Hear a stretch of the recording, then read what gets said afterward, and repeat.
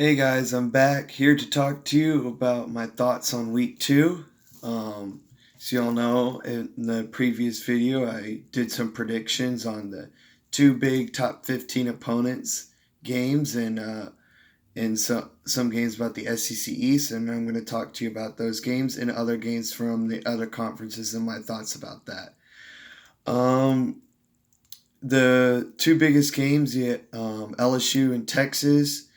LSU won 45-38, as you all know. And my thought was that LSU, y'all are the real deal. Great game by Joe Burrow, threw 471 passing yards. I was wondering if they were actually serious about we're going to spread the ball this year or pass first.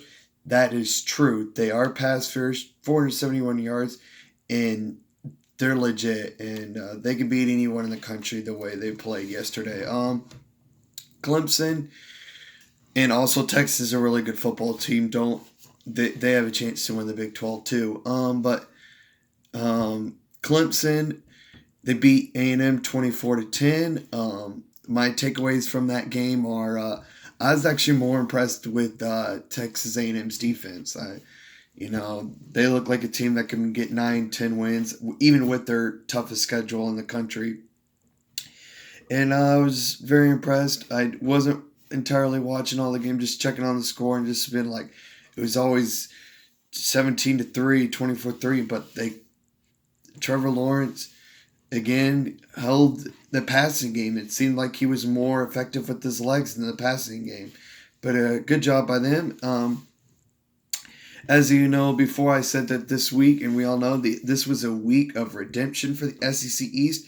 They were god awful a week ago, but they had four crucial games. The teams that lost last week, and Missouri, who lost to Wyoming, had a big game, and against West Virginia, Power 5 Big 12 school, and made a statement at home, winning 38-7. I really liked that. South Carolina at home with their true freshmen. Helenska, I know it's against Charleston Southern, but for them, a win is a win, and they looked good in 72-10 victory. Didn't struggle. Ate a cupcake right. Vanderbilt, Keyshawn Vaughn, they struggled to run the ball, and they just couldn't beat a solid Purdue team. It looks like they're one of the bottom feeders of the SEC again this year. But lastly, a big game. Hopefully, I was like, okay, Missouri redeemed themselves. South Carolina kind of redeemed themselves. Vandy, not so much. But Tennessee, the biggest one of all, they needed to. No, they lost to the BYU Fighting Mormons. That's just an embarrassment right there. To me, just burn the program down right now. It's garbage. They need an identity change. They got a long ways to go. Other games outside of the SEC that I took notice. FSU, yeah. They're looking like it's just as bad as Tennessee if they lost to Louisiana Monroe. Took Louisiana Monroe to double overtime. Not good look right there, 45-44. Prayers to Willie Taggart. He's on the hot seat. And other news in the ACC, Matt Brown gets his second win. Good start for him. Not a good start for Manny Diaz, 0-2. And shout out to Jordan Tucker, a former Roswell Hornet. And Maryland, that was impressive. Whooping up, I know it's on Syracuse, a former ACC team in Maryland, but they're at 77 points, I believe, against Howard, or 79, and then 63 against Syracuse, which is impressive. So I take that into consideration. So shout out to Maryland. And then news in the Pac-12, you had sadly Washington losing, which to me now Washington, Oregon, the two top teams in the Pac-12, have already lost a game in a conference that has no, give credit. They're considered the fifth best conference.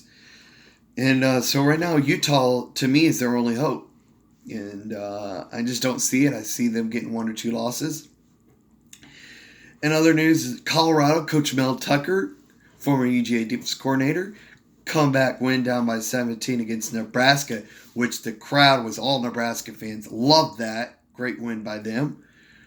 And then I watched all of the USC Stanford true freshman Kedon Slovis, I believe, from Arizona.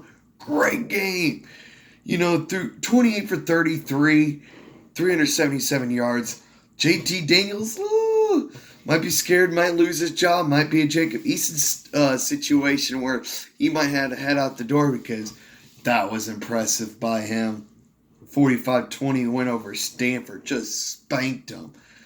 Other news in the Pac-12, Chip Kelly loses again, 0-2 start to San Diego. Chip Kelly on the hot seat. That's a bag. And then the news in the Big Ten, Michigan struggles again to a good Army team. Now, I'm not saying that, their season's over, but because Army's a really good football team. They were in the top 25 at one point last year, and the triple option's hard. So, to me, their defense struggles. Not too worrisome. They won't see that again. The offense, I'm sorry, 24 points against Army. You're going to see a bunch of better defenses than Army. So they got a hold on the ball. Fumbles all the time is going to kill them later on. And so that's another issue for them. And finally, lastly, on the Georgia Bulldogs, win 63-17. They did what they were supposed to do. Everyone played. Jake Fromm, 10 for 11, 166 yards. Stetson Bennett did what he was supposed to do, except he threw a pick 6. 9 for 13. Swift, 6 carries. White, 8 carries. McIntosh, 9 carries.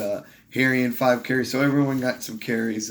Pickens, by the way, showed out, and I said that who was going to show up. And Eli Wolf, from grad transfer from Tennessee, showed out. D-Rob showed out, got a touchdown, and I said it, and I want everyone to know.